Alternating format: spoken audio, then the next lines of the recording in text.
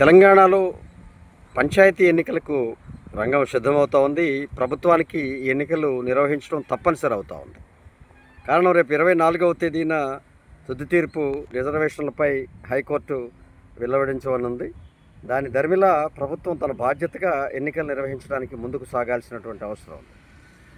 అయితే మొన్న జరిగిన కేబినెట్ మీటింగ్లో ముందుగా పంచాయతీ సర్పంచ్ ఎన్నికలు నిర్వహిస్తామని, దానికి కారణంగా ఒక ఆర్థిక సంఘం నిధులు రావన్నటువంటి నిబంధన చెప్పడం అనేది జరిగింది.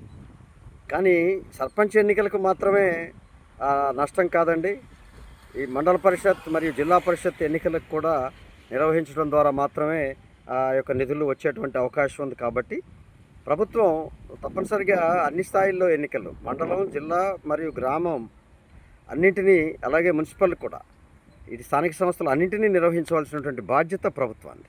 కాబట్టి డబ్బులు నష్టం వస్తుంది నిర్వహించడం కాదు అది.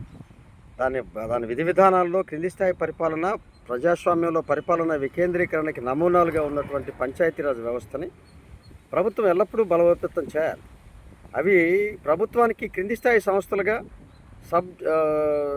సబ్ ఏజెన్సీలుగా, అలాగే బ్రాంచెస్గా ఉండాలి. ఏ ప్రభుత్వ ఆశయం, ఆలోచన, పథకం అయితే ఉందో క్రింది స్థాయిలో అమలు చేసే సంస్థలుగా వాటిని గుర్తించకుండా ఏయో రాజకీయ సంస్థలుగా గుర్తిస్తూ వాటిని నిర్వీర్యం చేస్తూ, అనవసరమైనటువంటి అపోహలతో రాజకీయ ప్రమేయాలను ఎక్కువ చేస్తూ స్థానిక సంస్థలను నిర్వీర్యం చేస్తున్నారు అనేక పార్టీలు, అనేక ప్రభుత్వాలు.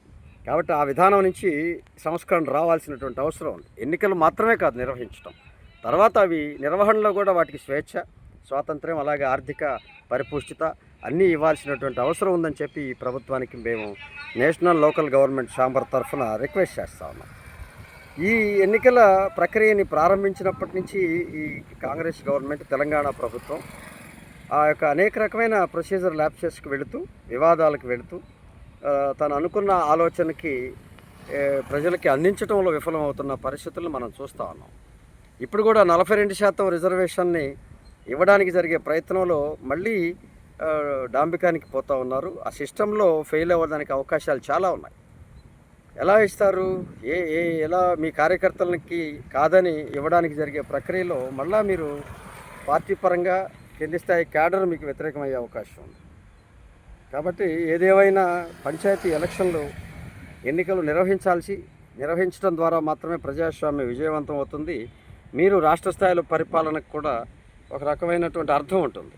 అలా కాకుండా ఈ వాయిదాలకి అవకాశాలు లేకుండా ఈసారైనా సరే మంచి నిర్ణయం తీసుకొని అన్ని స్థాయిల్లో ఎన్నికలు నిర్వహించాలని, ఇదే విధానాన్ని ఎంపీటీసీ, జెడ్పీటీసీకి కూడా వర్తింపజేసి ఈ ప్రభుత్వం ఎన్నికలకు సాగాలని, స్థానిక సంస్థలు అన్ని ఎన్నికలని పూర్తి చేసే విధంగా తగు చర్యలు తీసుకోవాలని మా national local government chamber Telangana విభాగం డిమాండ్ చేస్తూ ఉంది.